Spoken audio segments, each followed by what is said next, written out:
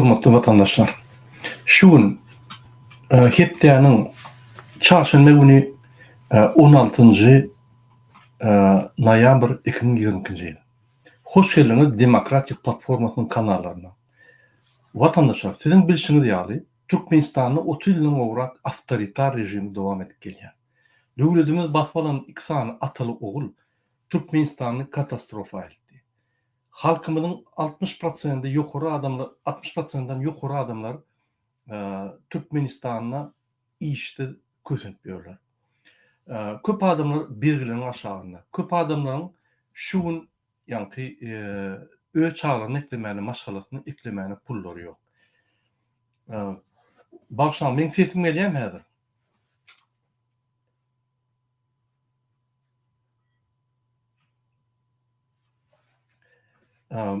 Men dowam edeň çykyşymy.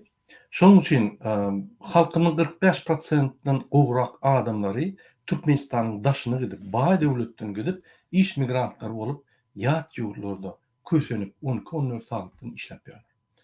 Şol katastrofalar diňe Türkmenistanyň syýasatyna däl, eýsem ykdysadyetine, sosial ýanky urlarda da gidip dur. Sebäbi Türkmenistany 30 ýyldan gowrak diktatorlar, awtoritar rejimler ýanky dolanyp gelýär. Türkmenistanyň içindäki esasy syýasy, ykdysady we sosial syýasatlary diňe bir adam üçin. Onuň adam şu günü Gurbanguly Berdimuhammedow. Şol adam hatda öz ogluny prezident wezipetine ynanyp. Özü fiktiwne ýa-ni falsifikasiýa edip bizi allap, testlerimizi oglap, diňe 8% adamlary saýlawa getirip, onuň 4% testlerini alyp ogluny kanun ýagdaýynda Türkmenistan prezident wezipetine belledi. Padarky berdi. Inni onu da ynanman özü Milli Geňeşiň ýolbaşy hökmünde prezident ýanky wezipetini ýerine ýetirýär. Başga döwletlere gidip beýleki döwletler Türkmenistana dost däl döwletleriň ýolbaşylarynyň 4-nji derejeli ýanky gahrman medalary alyp gelýär. O näme etdi Orsiýede? Olar ýaly medal alar ýaly. O näme etdi Türkmenistana garşy? Olar ýaly Orsiýet ýanky muňa öz ýanky döwletine hyzmat eden adama 4-nji derejeli medal berer ýaly. Ol Türkmenistanyň halkyny, Türkmenistan satdy. O Türkmenistanyň hemme bähwitlerini, syýasatyny, hemme zady diňe öz üçin we Putin üçin goýdy. Sebäbi halk tarapyndan saýlanmaly adam diňe bir adama daýanýar, özünden güýçli, özüni gowrak biljek adama daýanýar. Olum Putin. Şunkun. Hormatly vatandaşlar, men näme üçin size şu zatlary düşünürip gelýän, ine Türkmenistanyň taryhynda bize ortalygyň diýişýäli okno возможностей, ýagny äpişke mümkinçilikler. Gara tamyň içinden bir äpişke şondan hem çykyş mümkinçilikler girip başlady. O näme sebäpli?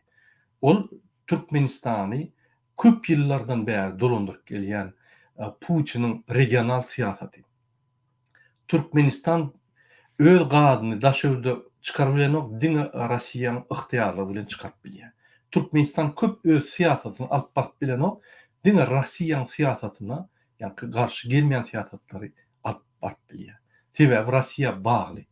Türkmenistany prezidentlerini ýagny diktatorlaryny Rossiýanyň ýolbaşçysy Arkin Ulonýa sebäp bilýär. Näme edip bilýär Türkmenistanyň ýolbaşçylary bilen sebäbi olar hiç wagt halk saýlamaz we halkym imsin durar. Näme etse-de.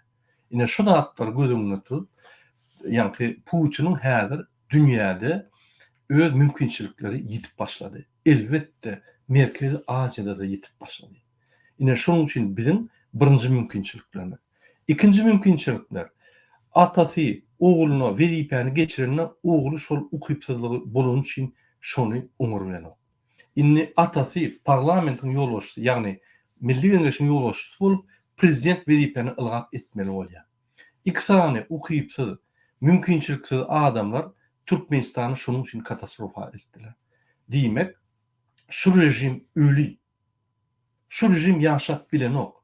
Şu rejim diňe halkyny edip, gyryp, gorkuda saklamasa ýaşap bilen ok.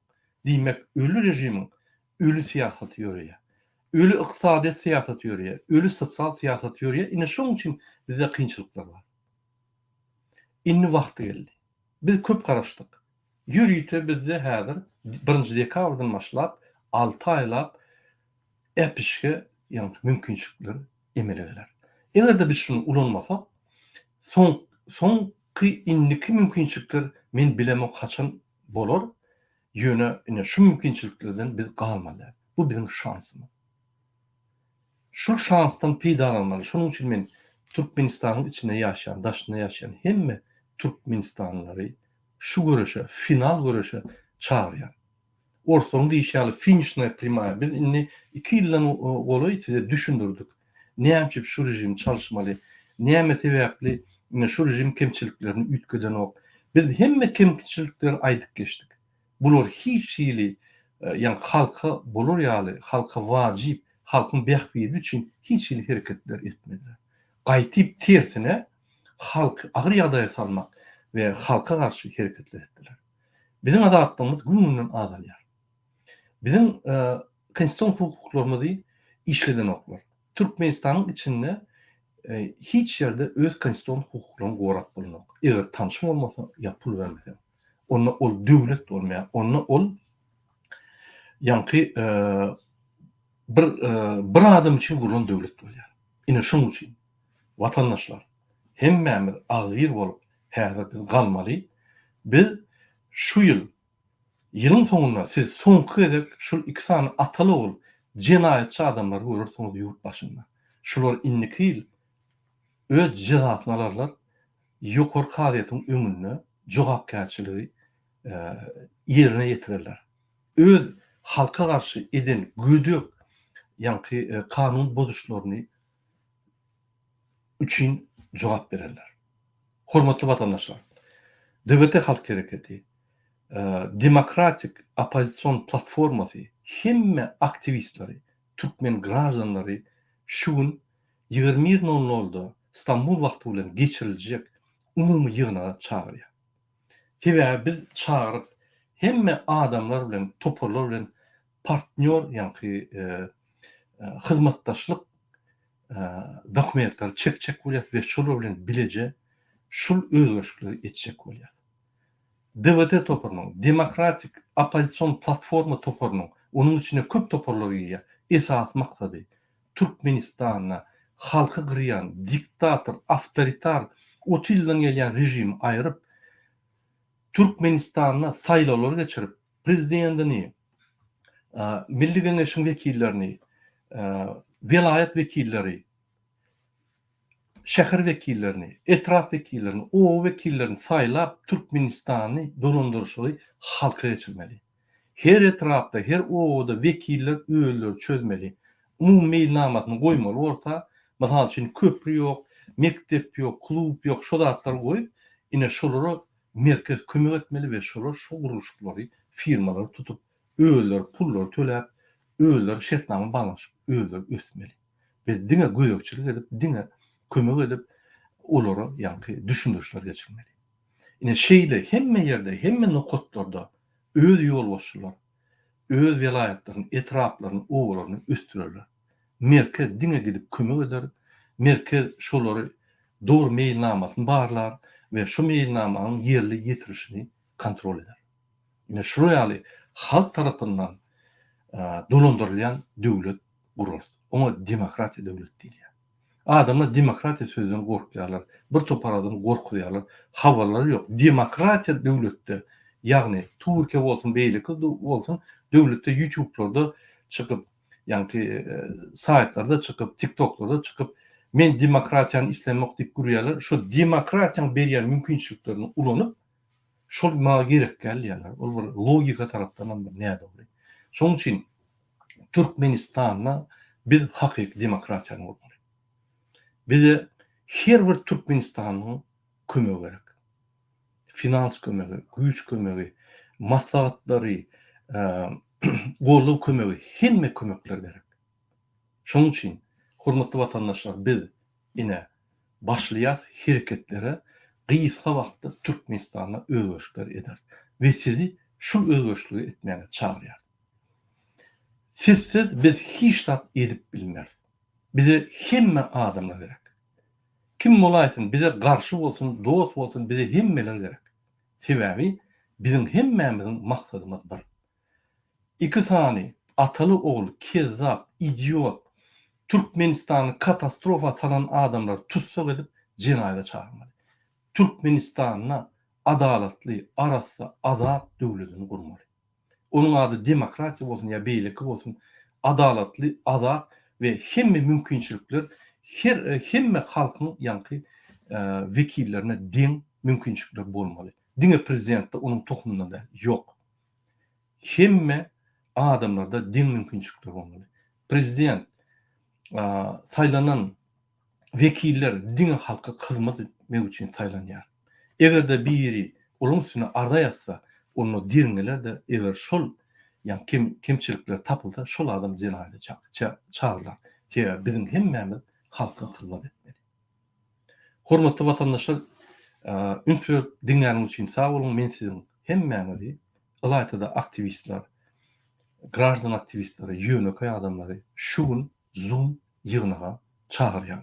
21:00-da İstanbul wagty bilen siz gatnaşyp bilersiňiz şu ýygyna. Eger de gatnaşjak bolsaňyz, höwesiniz bolsa, onu siz admin chatdy, ýani DWT aktivist chatına gelip men gatnaşjak diýseňiz, size adminler ссылка berirler. Biz birleşmeli. Biz birleşmän mesele çözüp bilemizok. Şunkunna demokratik opozisiýanyň platformasy bütün dünýäde goýulyp aldy. Inni bizim arkamızda döwletler bol. Inni bizim halkara goýulygymyz bar. Biz şonuň üstünde 9 aýlap işledik. Biz şonu kazandyk.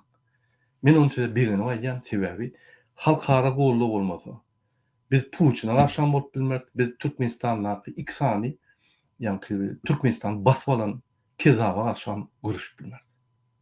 Bizim halkymyza goýulyk. Bizim halkymyz azatlyk çykanda döwletleriň goýulygy, beýlik halklaryň goýulygy bize gerek. Ine biz şonu kazandyk.